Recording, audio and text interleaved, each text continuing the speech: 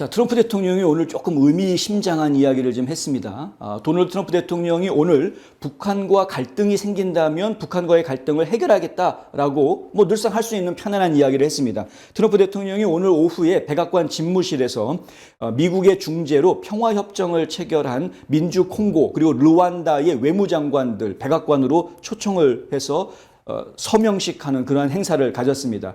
그런데 이 행사 중에 한 기자가 질문을 던졌습니다. 북한 김정은 국무위원장에게 편지를 보냈다는데 그것이 사실입니까? 이렇게 질문을 던졌습니다.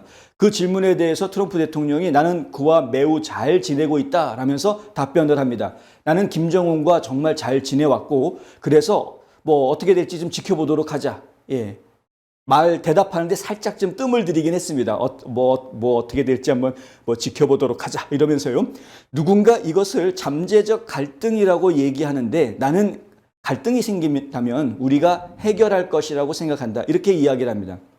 그러니까 김정은과 트럼프 사이에 뭔가 갈등이 생겨져 있는 것 아니냐라고 보는 사람들이 있는 것 같은데 사실은 갈등이 있다면 우리는 해결할 수 있다라고 이야기를 하는 겁니다. 왜냐하면 기본적으로 대화할 수 있는 상호 간의 기본적인 신뢰가 어느 정도 있다는 것이죠.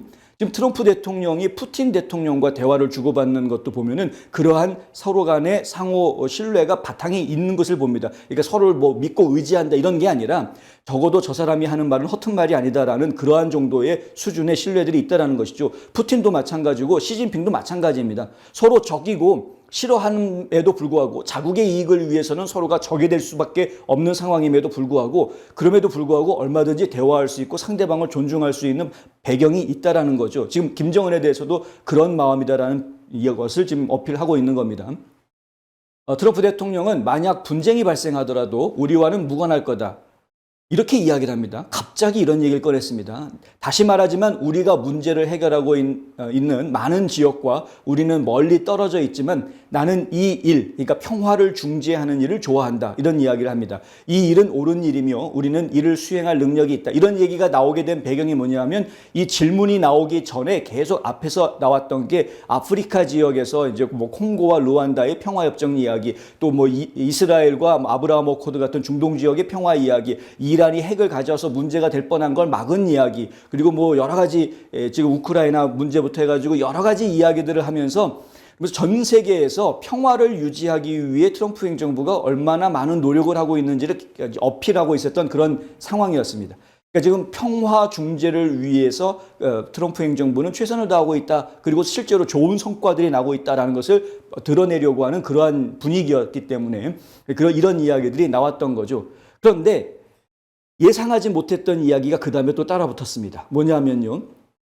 이 국가들 보면은 옆에 있는 이웃 나라들하고 자꾸 싸움이 벌어진다 이거죠. 예, 이웃 나라들하고 싸움이 벌어지게 되는 것인데 인도 예를 듭니다. 인도와 파키스탄의 예를 들면서요.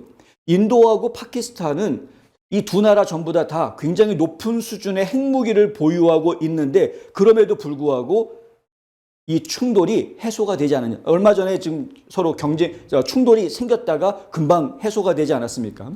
그러니까 충돌이 붙었지만 이것이 핵전쟁으로 가는 것이 아니라 금방 해소되는 모습을 보였다라는 거죠. 그러니까 결국 그것이 좋은 예다라고 이야기하면서요. 지금 트럼프 대통령이 하려는 노력이 이제 그러한 것이다. 이런 이야기를 합니다. 아니, 북한 얘기하다가 갑자기, 이란 핵무기 얘기하는 것 같다가 갑자기 인도 파키스탄이 좋은 예다 이러면서 이야기가 전개가 됐습니다.